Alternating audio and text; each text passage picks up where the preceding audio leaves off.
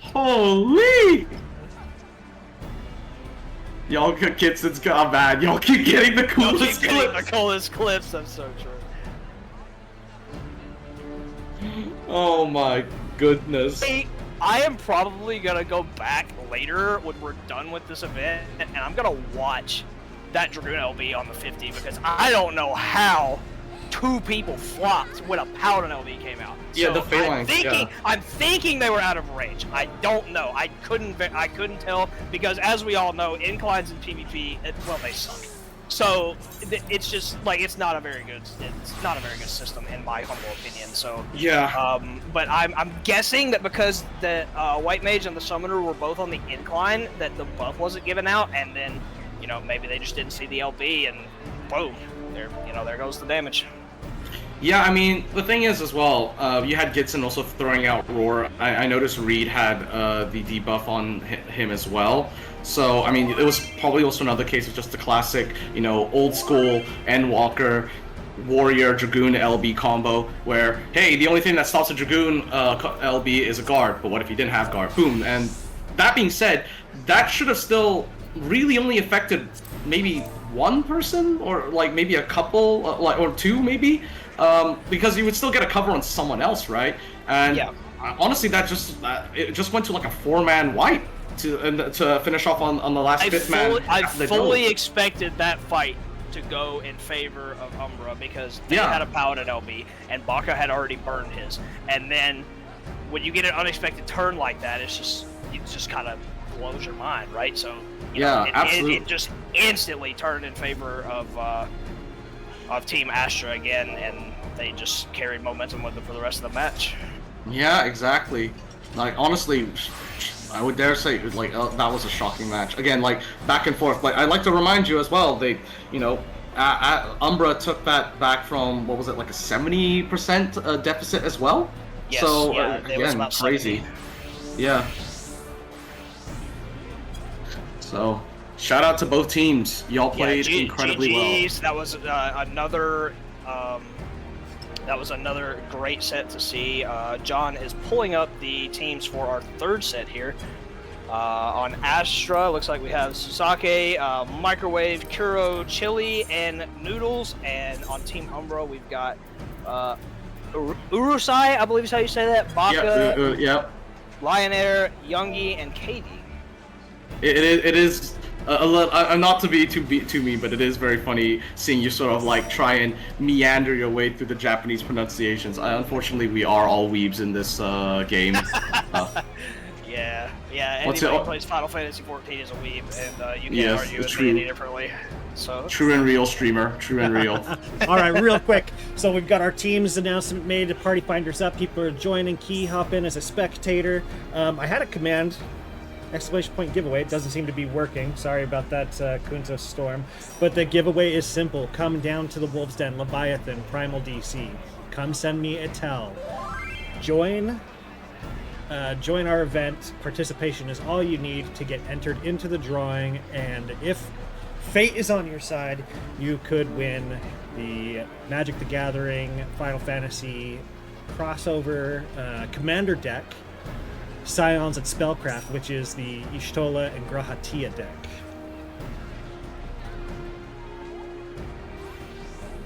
Huge. Personally, I'm jealous of the participants right now. Like, I get a yap on the stream, but you guys, or you people, all have a chance to win some really cool cards. And I'm a personal enjoyer of cardboard. Wait, no, I can't say that on stream. Anyway, yeah, just cardboard. I love my cardboard substances. And it's just, it's like all the artwork on it looks so cool. Dude, I'm super some of it's excited. so freaking good. Yeah. I'm really jealous, man. Like Shimori won, and I looked at Shimori, I was like, I'm glad another fellow Brit won, but like that Brit could have been me to win the MTG FF, because I really want one. Oh my days. They got like, they got like Thancred and they got Squall as cards. I'm like, you mean to tell me I can have 2 Gunblades in my card game? 2? I'm so excited, and yeah, thank you very much, John, as well for providing these prizes. I think it's really cool. Yeah. I mean, people should get good shit. That's my opinion. That's my opinion. Okay, we got to do a ready check. That's right. Ready check. Yeah. C9 is going to be our first match for these three. Also, to let you guys know, once again, tonight and hopefully going forward in the future, this collaboration between myself and PvP Princess's Discord. We had a little bit of an overlap. So right now there's also a Frontlines event going the same place. So if you want to take a break, hop over for a Frontlines queue, feel free to do that. Fayumi is running that event for the PvP Princess's side.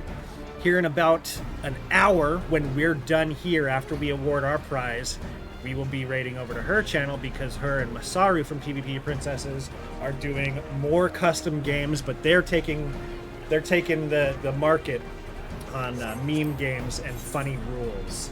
So make sure you stick around for the raid over to that channel and here in the Wolf's Den on Leviathan so you can join in more games with them. Just to clarify, is this Masaru Ren or Masaru Zacharias? Masaru Zacharias, however you say yes. it. Masaru Zacharias, yeah. Zacharias, yeah. Sorry. Yeah, Masaru or Zacharias. Zacharias, I don't know. I see. Okay. I was like, yeah. I went over today's event, and man, do I see some solid players. So if you guys like Frontline, I would encourage you to come to Leviathan Wolf's Den and queue up with them because it should be some pretty insane Frontline matches. Nice to hear, nice to see. Damn, Kuro has been in every set so far. We are really putting her through the ringer. Are we paying overtime for her on this? Like, well, what's up? You know what? I didn't even notice that. We'll have to give the poor girl a break. Oh my god. And Kaede too, actually. Oh my goodness. Kaede, like, you know what? It's fine. They came here to PvP, and by God, they will PvP. Alright, so looking at Team Astra here, we have Paladin, White Mage, Viper, Dancer, Summoner, and then Umbra we have Paladin, Sage, Dragoon, Ninja, Red Mage. So on Astra we have one of every class, and Umbra we have a little bit more melee favored. So this should actually be a fairly even match because there's only two tanks and they're both Paladins. Yes. So, we'll see what happens here. There might not be as much aggression as we've seen today. I do say that, and Astra is kind of already looking for this aggression. The Paladin goes in onto a stun onto Katie. Yeah, Umbra shifting their attention towards Microwave on his Paladin. He enters guard. He's already weak. Gets shield smited. There's damage flying around. Everybody's taking some point of damage. Sasuke's on point in those snake scales. Gets away.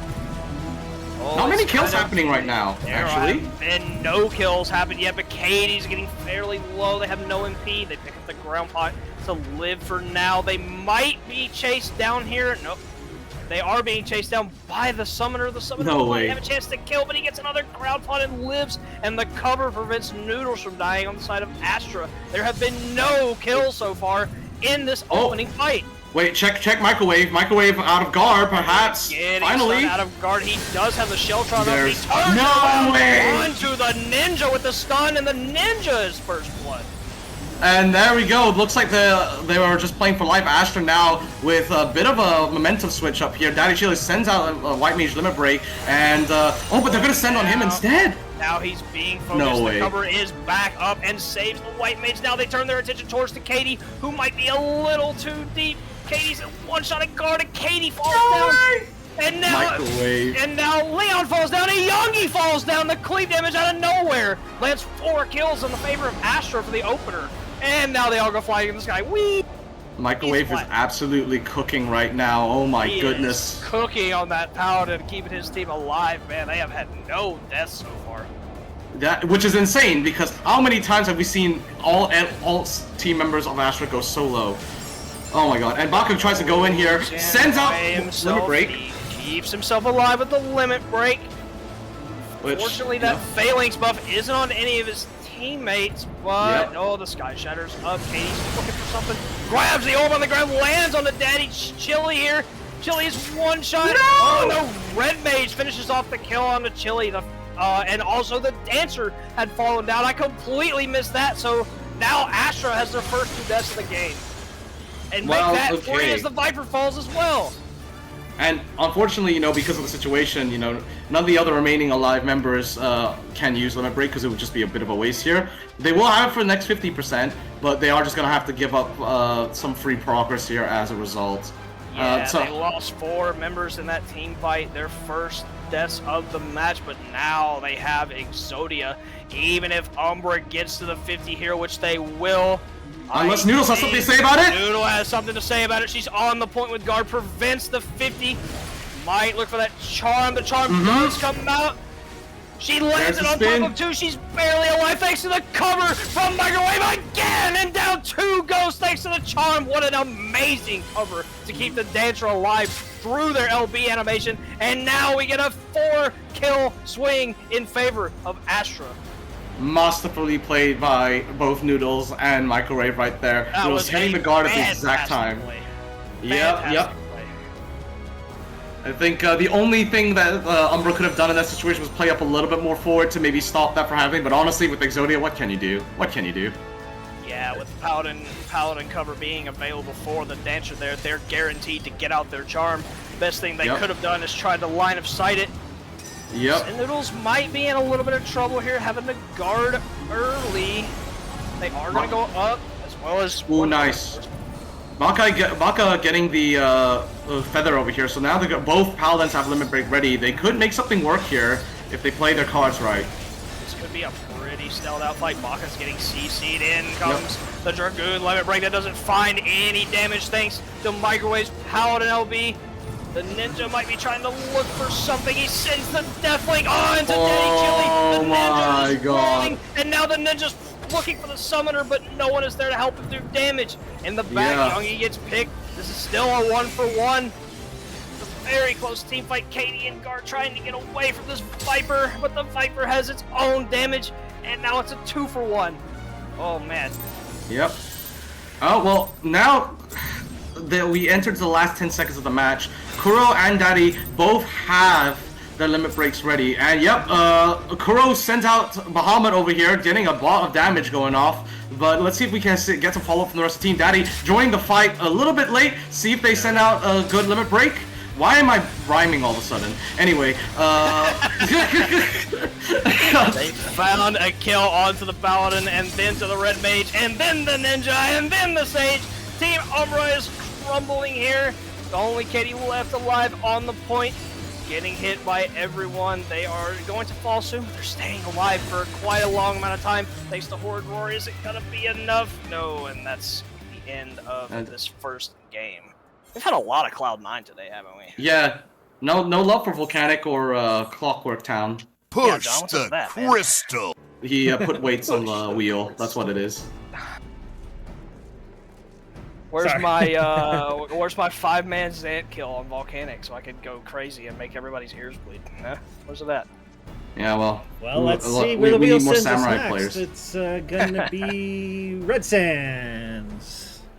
Yeah, no, John, you put weights on the wheel for sure. On God. It does seem like it, huh? It's just been like Cloud9 Red Sands, Cloud9 Red Sands. Cloud9 Red Sands. The only 2 maps that ever matter. I guess we had like 1 Palystra game, so there's that. Oh my goodness.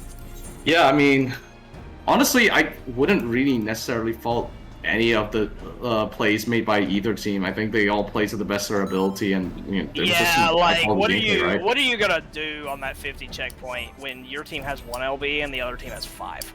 Right. What are you gonna do in that situation, right? You have to like play like pixel perfect as the team with 1 LB to even stand a chance of living through that entire situation. So, right. But that cover on Send Noodle's charm in that game was insane, and it enabled them to get 4 of their own kills, and they kind of just had momentum for the rest of the match because they prevented that 50 touch. Had they not prevented that 50 touch, then it might have been a different story. But obviously preventing 50 touches are always a risky gamble, right? Because they could see that coming a mile away, and you know, if they had like, I think the thing is if they had stopped Noodles earlier, forcing her to use Purify earlier so that resilience will wear off earlier, maybe they could make something work. But again, you know, when you do overextend like that just to stop one person, how much risk are you putting forward? So it was honestly a really difficult play to make, and at that point. All right, for game 2, we are back again on Red Sands. The only comp switch we have is the Ninja has swapped over to White Mage, so now there is Paladin White Mage on both teams. What do you think of the Paladin White Mage combo that you often see a lot of times in LPA on? What do you think of that combo? Okay, so interestingly enough, I don't really see any actual combination of like, you know, limit breaks or like skills like sort of meshing together. But I will say in terms of like teamwork, I mean, a healer is always nice for Paladin to have because they're always getting sent on, because otherwise if you let Paladin play for free, they just get covers all day, as you saw with Microwave. So I think that's probably what Urusai is trying to do, because you do have the Sage, true, but the Sage mitigation unfortunately comes a lot from their doses, their one skill. So it's a bit hard to really support the Paladin in that way. So now with the White Mage, we're going to see a lot more like reactive, you know, defensives put on. So yeah, I think it's going to be a little bit more comfy for Umbra right now. Yeah, I agree. All right, we're getting some aggressive cleave damage here coming out. It's hard to tell who the target is at the moment. Paladin is already getting their first elixir off behind the wall. Suzaki's taking a lot of cleave damage. He does somehow gets out. The Sage nice. Kind of dashed in. Bako saves Kaede from getting killed, but Yoongi is now being sent in guard. There's no cover left for her. Someone has to do something. I think Urusai here could maybe help out a little bit, and they do. Looks like they'll be surviving. Urusai sends out a limit break. We find no conversion off it. Well, Microwave almost goes down, and instead, Urusai goes.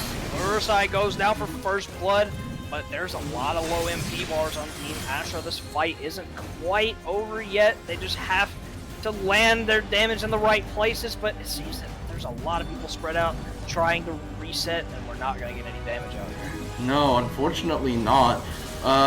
Looks like Astra's going to play back a little bit. They're going to maybe wait for Chile to get into a good position to send out a limit break here and maybe like try and confirm a kill. Oh yeah, the charm comes out onto the cover, and the Paladin is exploding from damage because he loses his guard. And Baka has to run away towards the Oasis. Is he going to make it out? Oh, no, he does fall down in the Oasis, but they are trading Paladin for Paladin. This fight is still very even. Yep, Kaede has limit break ready as well. Ooh, Chile sends it out! Beam. Nice beam onto 2 there, forcing out 2 Purifies. They also send the Viper LB onto the Sage. The Sage is going to take a lot of cleave damage from this Viper. He is all over. Oh, but it's not enough because he's the only one hitting the Sage, and the Sage is going to get away. Ooh, a bit of a overcommitment on the resources there with the guard cover on Yoongi. So Baka currently has no guard up, but they do have limit break. Up against the wall, out comes the gimmick. Oh, the beam to prevent. Oh, he gets the snake scales off and lives, but Baka gets sucked in instead. Nice snake scales from Sasuke there. Manages to keep himself alive despite being stunned. A little bit of an unfortunate misplay by Bako there. So now it looks like Umbra has to play this 45 a little bit. Yoongi sends out limit break on point. No worries. And looks forcing the rest of Astra to fall back because they really don't want to be wasting limit breaks here. They have... Up into LB looking for damage onto Sasuke. Sasuke does get the cover from Microwave. He has that Paladin LB. Is he going to send it? He is going to send it on top of his team. Oh, and out comes the charge. It's a farm! No. Team around the clean damage is insane! No, wait. Hold the horses. Abaka sends out their own limit break, and which actually kind of saves. To keep themselves alive, he gets a cover out and prevents what could have been a disaster. The fight is still fairly even. A nice beam comes out from Urusai and cleaves people, but it's not enough.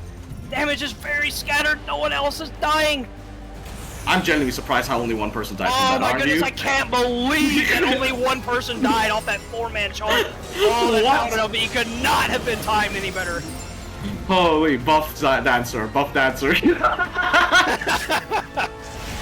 No, it's not buff Danger, it's nerf Paladin. That dodge is ridiculous. Oh man, Umbra's getting pressured into their spawn. Astra's getting a lot of free point progression here. They're not even standing on the point to prevent it. There's clean damage flying everywhere. Ursai's in an awkward situation, dies to Send Noodles. And Heatwave comes at a very inopportune time. Katie dies too. There's only 2 people alive. No one's and on we're in the the point. Oh man. Yeah, I genuinely think Heatwave coming in at that specific time as well really messed up Team Umbra. You know, I don't know. I don't even know how we got to the goal point as fast as we did. But 4-man charm. Oh my goodness, Paladin, nerf Paladin. Chat, nerf Paladin, please. Yeah, I mean, That okay, charm is ridiculous. so you gotta understand, you know, Send Noodles charm 4 people, but they're 5 players. So I guess what happened was, you know, the Paladin was out of range and hopped right into that, and basically managed to cover everyone with the Phalanx, and you know, cover one other lucky player. Obviously, you know, if they send in one, there's not much you can do even with the Phalanx because it's still charmed. You still can't press any buttons. But at the end of the day, man, like that was still a great play. Honestly, like wow.